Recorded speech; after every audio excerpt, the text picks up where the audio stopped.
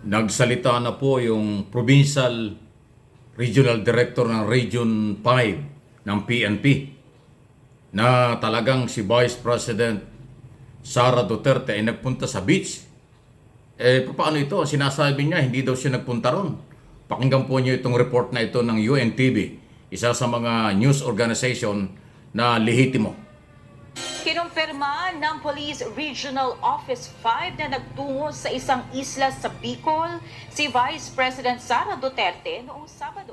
Ayon kay Police Regional Office 5, Director Police Brigadier General Andre Dizon, dumating si VP Sara at mga kasama nito sa Vinsons, Camarines Norte noong September 21, tsaka tumuko o nagtungo sa Calaguas Island at iba pang lugar sa Camarines Sur. Ito, sandali, pakita ko lang sa inyo. Ayan, no? Beach talaga yan. Ayan, no? Nasa beach.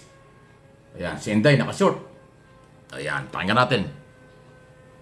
September 22 umano nang makipagpulong ito sa alkalde at konsehal ng Vinsons bago tuluyang umalis sa Bicol Region noong September 23. Dumaan din umano ang pangalawang pangulo sa iba pang historical places sa lugar gaya ng Heritage Education Museum, Wenceslao Vinsons Shrine at St. Peter the Apostle Parish Church.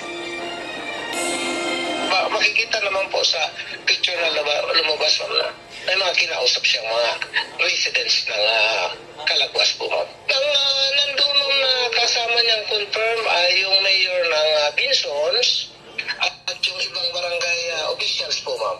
Sa Naga, pumunta siya, nag-visit siya kay former Vice President Benny Robredo. Ang usapin hinggil sa pagpunta ni VP Sara sa isang isla sa Bicol ay kasunod na rin ng mga batiko sa hindi nito pagsikot sa budget hearing sa Kamara noong Lunes, September 20. Ayan, oh. Paano yan? Sino nagsasabi ng totoo? Siyempre, General Dizon, ang Regional Director ng Region 5. Hindi lang pwedeng hindi lang mamomonitor yan dahil Vice President. At saka may mga picture. Meron talaga mga picture na nasa beach talaga eh. Anong gagawin? Paano ngayon ito? Sinasabi ng kampo ng Office of the Vice President na mananagot daw yung nagpalabas ng fake news na siya ay nagpunta ng beach. Pagkatapos ganito, anong gagawin? Kaya nga sabi ni General, yun ang pagpapatunay. Yung picture. Anong gagawin dyan? Ayan, kitang-kita naman yung mga talagang nandun siya sa beach. Paano ngayon yan? Ayan, may bangka pa, Ayan, may bangka pa. Ayan, bangka, sinakyang bangka. Di ba? Paano ngayon ito? Paano ngayon yan na, ayan, naku, itong matindi. Nakaupo pa talaga siya sa harap yung mga tao dun, sa beach. Yan, si Inday yan. Nakashort lang, Ayan, yan. So, sino ngayon nagsasabi ng totoo? Sabi ng kampo ni pangalawang pangulo, sige, close natin para makita nyo. Ayan, nakashort lang, Ayan, Ayan. Di ba si Vice President yan? Okay, magagalit. Baka yung mga DDS magagalit. Pero yan ang ebidensya. Sabi ni General Dizon ng PNP Region 5, ayan ang pagpapatunay na nasa beach nga si Vice President Sara Duterte. So, hindi totoo yung sinasabi ng Office of the Vice President na fake yung naglabasa mga picture na siya ay nasa beach. Ito, pagpapatunay ito. Ang hirap kaya nito. Wala namang iba. Talaga namang si Vice President ito, Sino ba naman di makakakilala sa kanya? Pati yung style yung buhair niya, yung pagkakaupo, nakashort. At saka yung iba pang picture nasa bangka at sa tabi ng dagat. Ayan na. Ayan yung kasagsagan na siya ay hinahanap sa Kongreso para pagtibayin yung kanyang request na proposed budget for 2025. Kaya ang inaproba ng Kongreso, 733 million na lang. Malayo sa original na 2.037 billion. Kasi nga, hindi nakikipag-coordinate at nagdi-deny pa. So tama si General Dizon. Tama yung mga picture na nagpapakita. Nasa beach nga sa Bicol ang pangalawang Pangulo. Sa halip na harapin niya at yung trabaho niya sa Office of the Vice President na humarap sa Kongreso para dun sa kanyang request na budget for 2025. Talaga, nako. Paano ba yan? Sunod-sunod na po ang mga expose at controversial kay Vice President.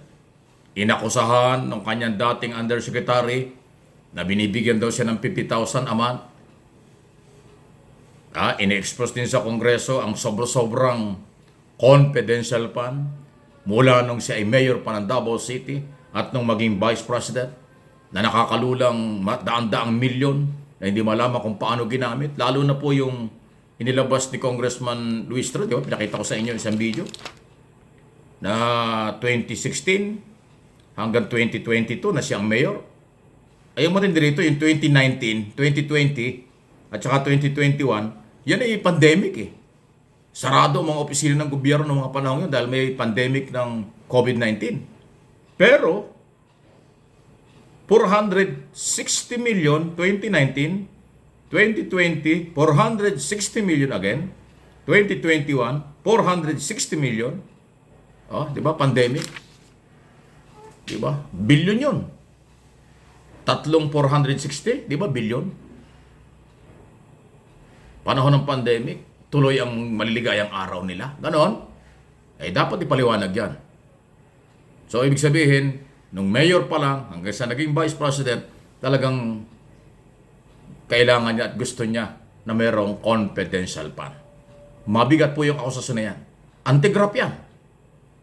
Corruption yan. Pag hindi na ipaliwanag kung saan ginamit yung bilyong confidential fund ng local government.